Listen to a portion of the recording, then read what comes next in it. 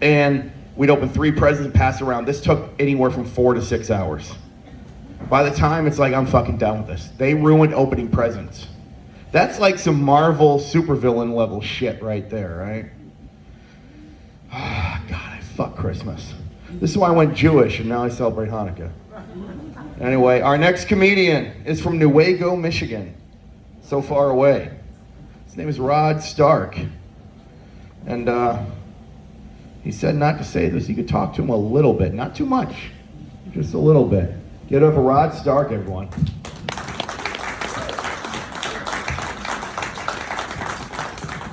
Hello, boys and girls. I am Rod Stark. Thank you all for coming out. Another round of applause for sure for Chad and James. They killed it. James killed it before he got here, so it was already half dead, but great set nonetheless. I am Rod Stark. My comedy is kind of like my sex life. There are a lot of awkward pauses. There are going to be points where you're not quite sure if I've done this before. You'll be pretty confident I can't make money doing it. I'm just happy that you'll stay until I finish. But we're going to have a good time together. And if all goes well, it'll probably end in laughter. Now, just like my jokes, my sex life's come a long way since the 5th grade. That's when I learned about sex on the playground, like we all did it back in the 80s. So we're on the playground, and an older kid that had been held back a couple years, Travis, was nice enough to enlighten us on the ways of women and what sex meant. So he went right into it with the nitty gritty. He said, you know, it's hard work, guys. The first time, you're gonna need a Woody. I didn't have my own, so I borrowed my dad's. I snuck it out of his top drawer, and I stuck it in her, and I crammed her open. So there I was, going to town for 3 or 4 minutes, but I kind of lost track of what I was supposed to do, so I just peed in her and left. He said, so I think I'm gonna be a dad. So he was the coolest kid in 5th grade for another month or 2 until we had health class reproductive unit, and we found out Travis was full of shit. We also learned about masturbation, but during health class masturbation lessons, they don't really go into depth. The gentleman in the back, you two guys, you're gonna learn something today.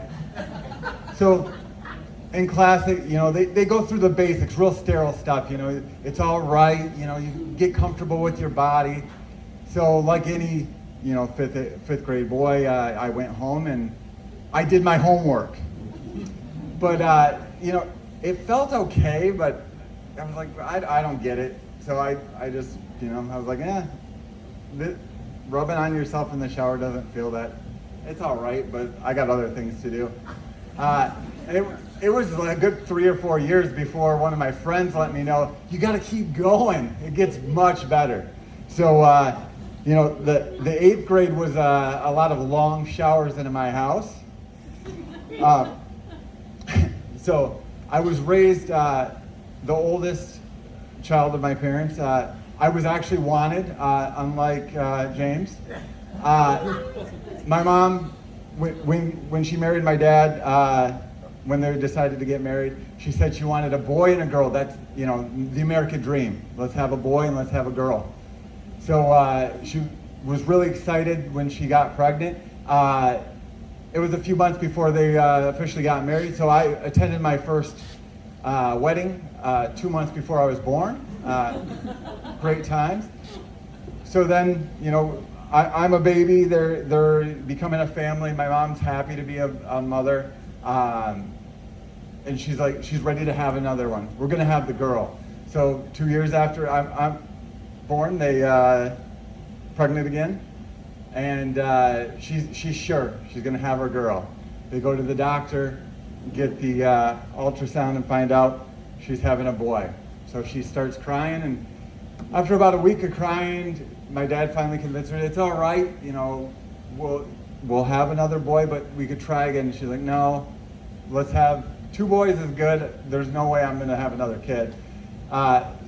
So she has my brother.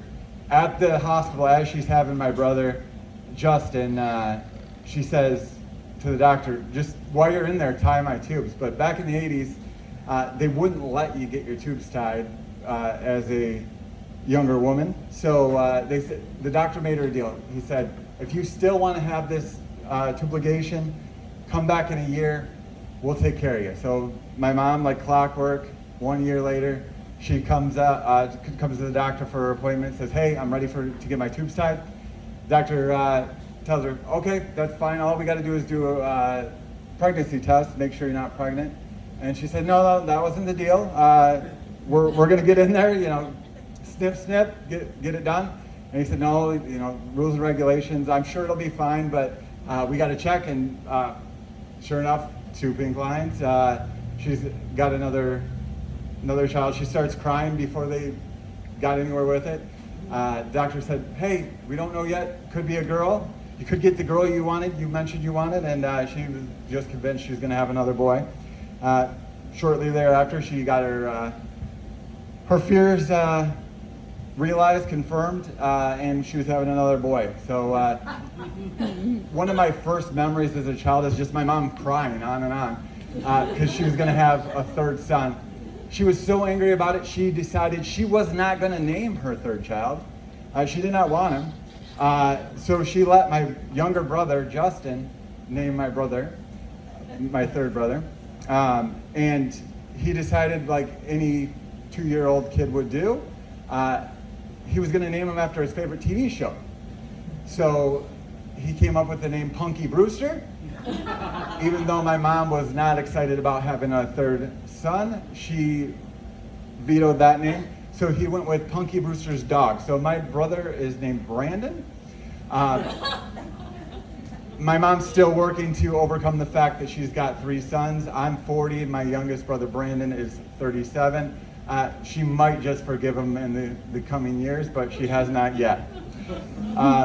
And just to go on about how great of a mother she was and how much she loved her sons, and she repeatedly would pull pranks, whatever, with Brandon, my youngest brother, like any mother would do, right? Any loving mother. She told him that he was found on a doorstep, and that the only reason she kept him is because the orphanage was closed. He was 4 at the time. It took him a little while to recover, and it was the first time I ever heard my grandpa yell. He's screaming at her that she told her son that he was found on the doorstep. The second time I ever heard my grandpa yell was another time involving my mom and my brother. My 2 little brothers decided to go up to the local school that was near our house and play. Normal boys, younger elementary school boys out playing. Unfortunately, the high school had retarded the track. They retarded, we could still say it like that because they just tarred it again. It was retard. But the boys were playing in the tar, and my brother Brandon got tar on his face. Unfortunately, the next day was school pictures, so my mom decided she needed to get all the tar off of his face. And the best solution for that would be an SOS pad. Good news is the tar came off. Bad news is so did half of his cheek. So that was the second time my grandpa ever yelled in my presence and decided to scream and yell. I know he mentioned we had some vets in the crowd. Can I see any hands? Vets? Awesome, awesome. My wife's actually here. She's a vet as well. So yeah, give yourself a round of applause. First of all, I was married 14 years ago this month. You can say that, not to her. My first wife, it didn't work out so well. You've heard the saying, happy wife, happy life. She misheard it. She thought it was easy wife, easy life, and she went around a lot. Don't worry, she had a lot of fun, and we're better off for it.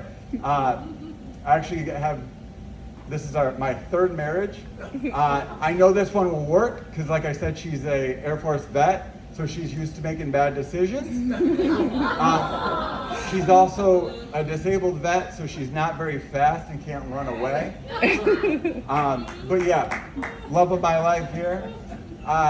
She's also said repeatedly that she wishes we would have met sooner. I'm sure a lot of people say that.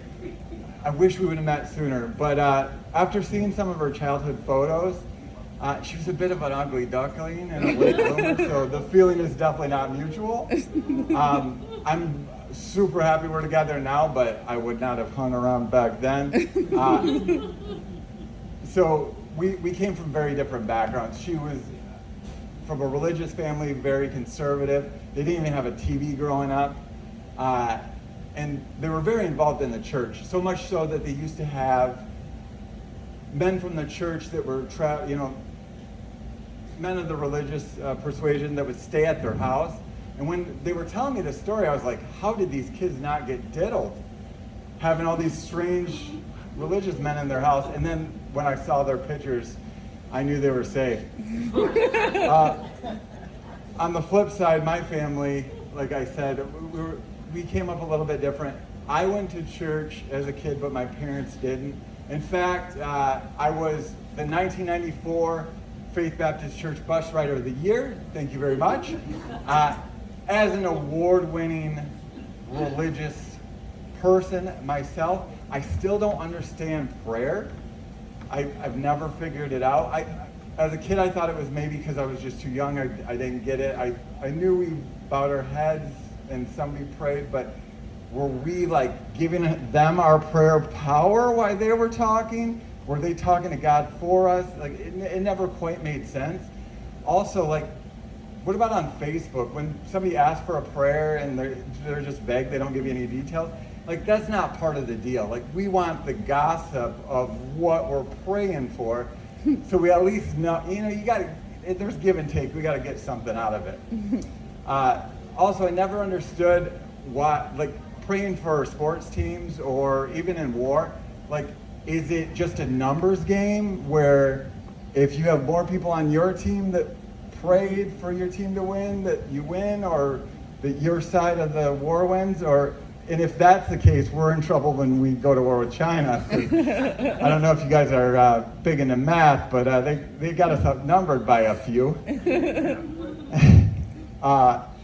But yeah, never understood prayer. I always figured with a name like Rod Stark, I had a great name for either being a cult leader or a politician.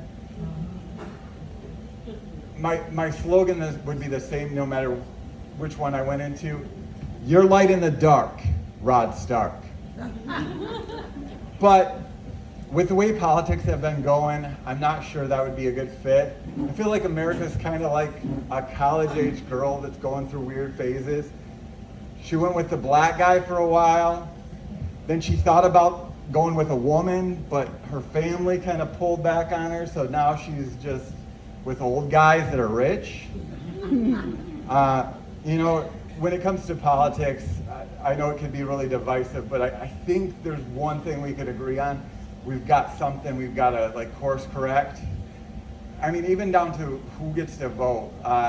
One of my really good friends, Ryan, we bonded over wrestling, but long story short, he's got Down syndrome. Great guy, Down syndrome. We get the same vote.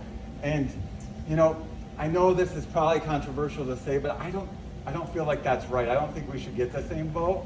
I think only one of us should be able to vote, and that's Ryan. See, I think you should have an extra chromosome to vote. And the reason why is I've made a lot of decisions that were not good for me and were counterintuitive to what I even wanted. Ryan is 100% on only doing the shit that he likes.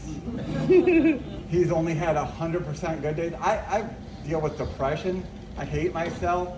Ryan loves himself. He's never had a bad day. So if we want to course correct this country, only those with extra chromosomes get to vote. Amen. So therefore, politics, probably not in it for me. So then let's lean into the old cult leader. I think I could do well with that. Talking charismatically, in general, they'll follow pretty much anything as long as you say it with a good tone and a nice smile. I think I got that down. But one of the key elements of a cult leader is you get to fuck everybody's wife. And at my age, it's really not that big of a play for me anymore. Like back in the day, like fucking everybody's wife sounds good, but now it sounds like a lot of work. Even like one-on-one, like once a day, if that, I'm good. When it comes to Netflix and chill, I'd probably rather watch the Netflix than the chill part. I'm comfortable, so maybe neither of those are for me. But overall, I feel like the sex life and all that, I'm much better than I was when I was younger. But there are things that I do miss about the stamina and you could pull off moves back in the day that you could relate. You lose some of your moves as you get older. I kind of feel like Tom Brady in that regard. I'm still friends with a lot of my exes, and I can imagine how weird it would be if one of my exes talked to my wife about our sex life and they kind of like compare notes. And I imagine that's how Tom Brady's past teammates have felt when they've talked about Tom. Like, yeah, he was back in the day, like all the stamina in the world, had all the moves. Now it's more talking about, he's more reserved. He could get it done when he needed to, but also like Tom Brady, we've from the start to the finish, we're just happy to score. I know you're probably thinking, how are you comparing yourself to Tom Brady? Chiseled jawline, rugged good looks, grizzled veteran. But when it came to football, I did play football, but my career was far less luxurious than Tom's. I played for the Grant Tigers of West Michigan. We lost every game my freshman through my junior year. We had all white people, if that surprises you at all. Growing up in Grant, we only had one black kid at a time. I don't think that was a law or anything, it just happened that way. We would not always have the same black kid, but we'd go on summer break and there'd be a new one the next year, and none of them ended up playing football. But when it comes to all that, anybody else here that figured out over the last few years that were you surprised to find out you were racist? I had a sudden real. But before we go too far, I'm not Tiki Torch. You will not replace us racist. I'm the fun-loving, like surprise, like I didn't know I was racist. Looking back through pictures and like reliving childhood memories, I did blackface as a kid more than once, and nobody told me that was bad. Like it took me until adulthood to figure out that blackface was bad, and it was only because some people got canceled for it. So another reason I probably can't be a politician. The first time was in middle school. I went as Dennis Rodman. So if you're going as Dennis Rodman, you got to color your hair and your face. Went to Grand Rapids. Everybody gave me high fives. I didn't know I was doing anything wrong. The second time, much older, as a junior in high school, we had winter snow coming, and I decided to go as the 70s Michael Jackson. Came with an afro, full blackface, leisure suit, danced all night, took pictures. There may even be pictures in our school yearbook. Once again, nobody told me. So overall, I've learned, I've grown, I apologize. I hope I don't get canceled. If I do, nobody will remember other than this set here. And once again, like my sex life, just when you start to get into it, I'm finished. Thank you.